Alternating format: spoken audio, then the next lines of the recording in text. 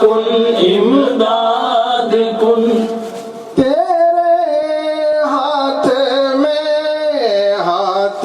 میں نے دیا ہے، تیرے ہاتھ میں نے دیا ہے، تیرے ہاتھ ہے لاج یاروں سے اعظم امداد کن امداد کن از بندے غم آزاد کن، در دین و دنیا شاد کن یاروں سے اعظم دستگیر امداد کن امداد کن نکالا ہے پہلے تو ڈوبے ہوں کو، نکالا ہے پہلے تو ڈوبے ہوں کو، اور اب ڈوبتوں کو بچایا سے اعظم امداد کن امداد کن از بندے غم آزاد کن، در دین و دنیا شاد کن یاروں سے اعظم دستگیر امداد کن امداد کن باور میں پھنسا ہے سفینہ ہمارا، باور میں پھنسا ہے سفینہ ہمارا، بچا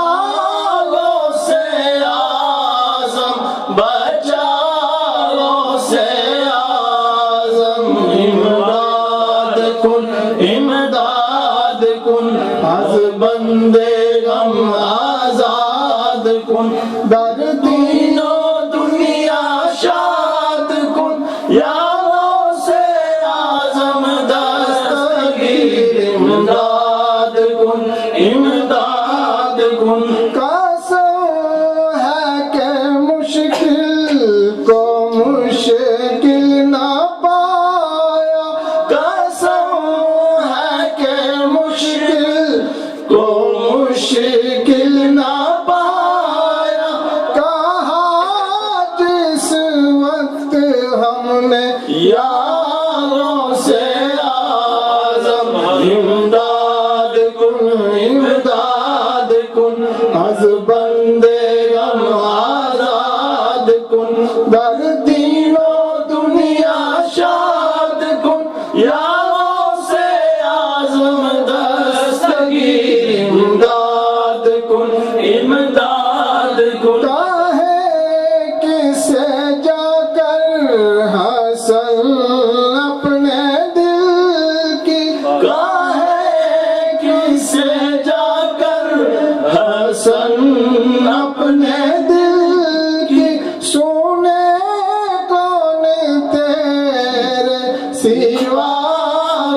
سے اعظم امداد کن امداد کن از بندے ہم آزاد کن در دین و دنیا شاد کن یاروں سے اعظم دستگیر امداد کن امداد کن سبحان اللہ ماشاءاللہ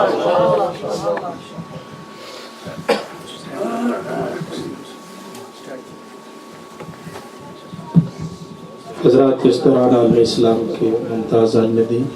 جنہیں آپ کیو ٹی وی پر سوال و جواب میں دیکھتے ہیں، حضرت علامہ مفتی محمد اکمل قادری صاحب تشریف فرمائے. ان کی گفتگو بڑی جامع اور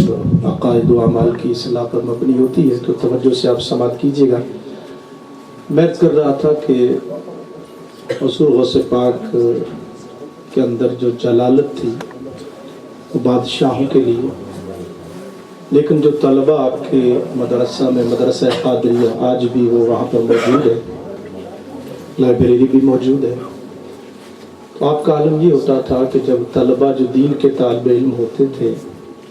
جب وہ واپس آتے تو آپ ان کے استقبال کے لیے دروازے پر کھڑے ہوا کرتے تھے، دروازے پر کھڑے ہو کر انہیں ویلکم کرتے تھے. یہ دین کا مقام اور آپ کی نگاہ میں ان کا مقام تھا. پھر آپ کے مدرسہ سے ہر سال 3000 کی تعداد میں طلبہ فارغ ہوتے، اور یہاں تک تاریخ میں لکھا ہے کہ سلطان صلاح الدین ایوبی یہ بھی آپ ہی کا فیض یافتہ، اور پھر اس کی جو شورا تھی جو اس میں منصبدار تھے، اور جب آپ اندازہ کیجئے آپ نے 30 سال پڑھایا اور ہر سال اگر 3000 طلبہ فارغ ہوں تو یہ 90,000 اور 1,00,000 آپ کے مریدین تھے. اور جیسا کہ میں نے پہلے عرض کیا کہ خدمت خلق بھی فرماتے، خود بھی فجر سے لے کر رات تک پڑھاتے، اور آپ کے دروازے پر آنے والا وہاں مخلوق خدا کی آپ خدمت بھی فرماتے. تو یہ ایک ان کی تحریک تھی، ایک موومنٹ تھی. اب یہ ہمارا کام ہے کہ 11ویں شریف ہے، دیگر ہے، اس سے ہم کتنا فائدہ اٹھا سکتے ہیں. اور اگر ان محافل کے اندر علماء کی گفتگو توجہ سے سنیں تو یقیناً ایک ایک جملہ مردہ دلوں کو زندگی دے سکتا ہے. تو میں اب چونکہ مفتی صاحب نے تشریف لے جانا ہے تو میں آپ سے گزارش کروں گا کہ اپنے کلمات عالیہ سے نوازیں. قاری علی محمد قادری صاحب تشریف لائے، ہم آپ کو بھی خوش آمدید کہتے ہیں. پانی لا دیجیے، آپ اس گلاس بھی دو. تو نعرہ تکبیر، نعرہ رسالت. تو اہل علم کی جو گفتگو ہے وہ یقیناً مردہ دلوں کو زندگی دیتی ہے. اور پھر مفتی صاحب ماشاءاللہ جس انداز میں دین اسلام کی خدمت کر رہے ہیں، اللہ تعالیٰ ان کی خدمت قبول فرمائے، اور اہل سنت کے اندر جو علم دوستی ہے اس کو بھی فروغ پانا چاہیے. اور یقیناً آپ جو ہے قریب اگر آ جائیں، پیچھے بیٹھے ہیں، قریب آ جائیں، آگے آ جائیں تاکہ جتنی دیر گفتگو کریں مفتی صاحب. تو یہ غنیمت گھڑیاں ہوتی ہیں کہ اہل علم کی گفتگو سے ہم کچھ فائدہ حاصل کر سکیں. ذرا مفتی صاحب.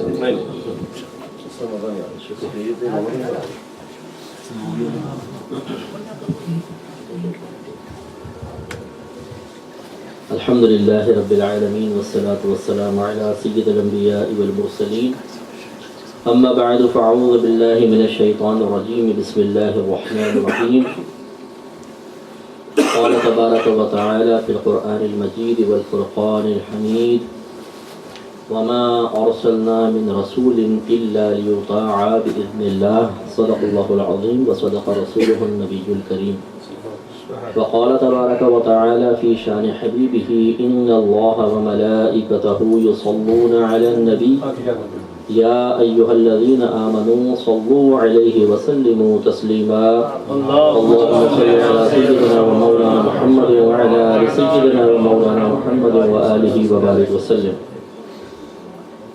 اولاً جتنے بھی علماء و مشائخ یہاں جلوہ افروز ہیں ان سب کا، اور اپنے میزبان کا بھی خصوصی طور پر شکر گزار ہوں کہ آپ نے چند کلمات اس مبارک محفل میں کہنے کا موقع فراہم کیا. انشاءاللہ زیادہ طویل بیان نہیں ہوگا، لیکن میری گزارش یہ ہوگی کہ جن کے پاس موبائل ہیں اگر کوئی ایمرجنسی وغیرہ نہ ہو تو وہ بند کر لیں، اور تھوڑی سی بات انشاءاللہ کریں گے، تھوڑا غور سے سنیں گے تو امید ہے اللہ کی ذات پاک سے کہ اخروی لحاظ سے ضرور کچھ نہ کچھ نفع ہوگا.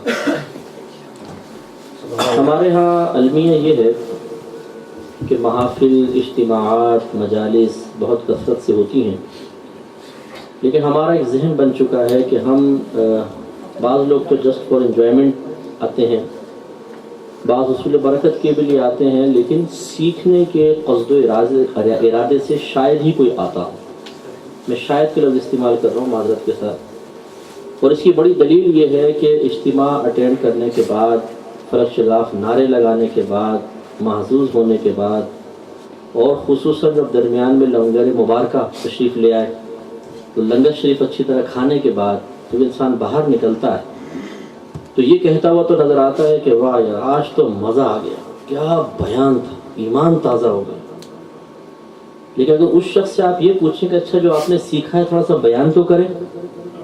تو اس کو بیان نہیں کر سکے گا.